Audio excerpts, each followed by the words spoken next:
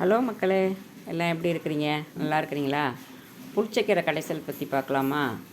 முதல்ல புளிச்சக்கீரையை நல்லா கழுவிட்டு தண்ணி வச்சு, கொஞ்சம் தண்ணி தான், ஒரு 1.5 கிளாஸ் பக்கம் தண்ணி நிறைய வைக்கக்கூடாது. தண்ணி கொஞ்சமாக வச்சு நல்லா தண்ணி கொதிஞ்சதுக்கப்புறம் இந்த கீரையை போட்டு நல்லா வேக வைக்கணும். கீரை நல்லா வேகணும்.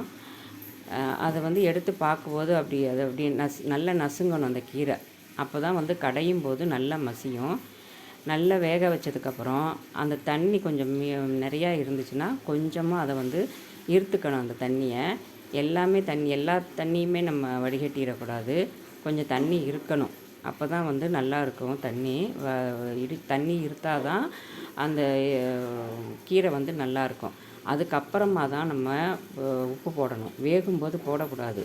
வெந்ததுக்கு அப்புறம் தான் நம்ம உப்பு போடணும். உப்பு போட்டு மத்தால் கடையணும். அதை நம்ம மிக்சியில் போட்டோம் அப்படின்னா டேஸ்ட் இருக்க மாட்டேங்குது. மத்தால் கடைஞ்சி எடுத்துக்கோங்க.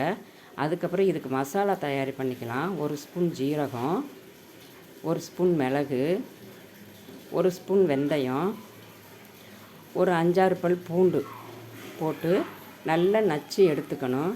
நல்லா அதை நுணுக்கி நல்லா எடுத்துக்கிட்டு அதை ஒரு கிண்ணத்தில் எடுத்து அதை ஒரு கிண்ணத்தில் நம்ம தனியாக வச்சுக்கலாம். இதை எப்போ போடுறதுன்னா நல்லெண்ணெய் ஊற்றணும்.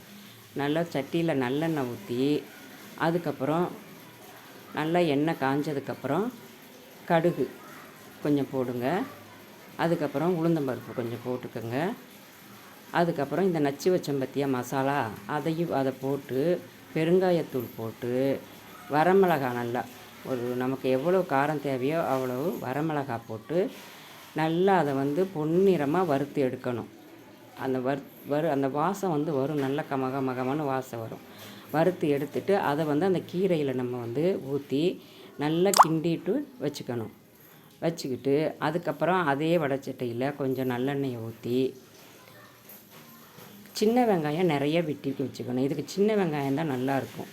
அதனால் சின்ன வெங்காயத்தை நல்லா பொன்னிறமாக நல்லா வதக்கணும். அதுதான் நல்லா டேஸ்ட்டாக இருக்கும். நல்லா வதக்கிட்டு அதுக்கப்புறம் இந்த கீரை எடுத்து அதில் கொட்டி நல்லா கலந்து விடணும். நல்லா கலந்து விட்டுட்டு ஒரு கடை அந்த மத்தில் ஒரு கடை. அப்போ தான் அந்த மசாலா எல்லாமே எல்லா பக்கமும் போகும்.